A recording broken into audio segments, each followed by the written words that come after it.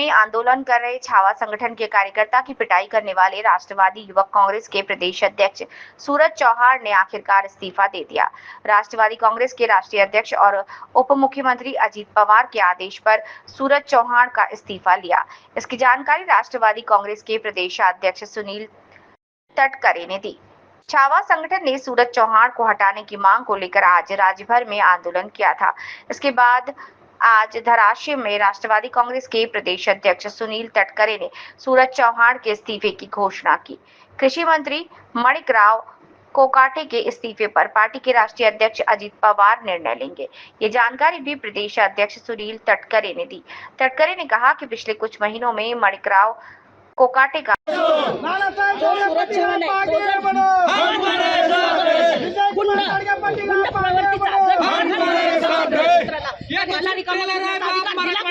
मारण्यासाठी जो शेतकरी पुत्रांना मारतो ह्याला अधिकार दिला कोणी? अजित दादांनी दिला का?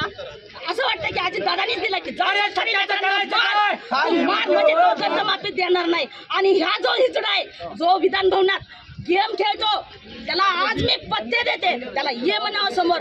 कर्जमाफी करायची तर लांबच राहिले शेतकऱ्यांची, शेतकऱ्यावर प्रश्न उठवायचे तर लांबच राहिले। हा रम्मी खेळतोय विधान भवनात बसून, रम्मी खेळतोय। त्याला व्यथा दिसत नाही का?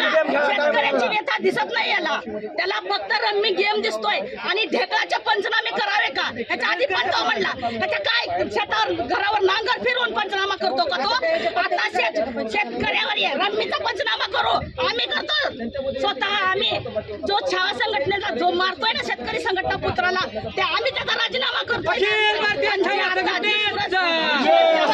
त्याचा तटकऱ्यांनी राजीनामा घ्यावा, त्याला पक्षातून बडतर्फ करावा। जर त्यांना बडतर्फ होत नसेल, त्यांच्यावर होत नसेल तर त्यांनी आमच्या स्वाधीन करावं। आम्ही त्याला काय असेल ते छावा संघटनाच्या जबड्यात हात घातले ना त्या स्टाईलला आम्ही त्याला दाखवून देऊ काय शेतकरी पुत्र आहेत, काय शेतकरी करू शकतोय।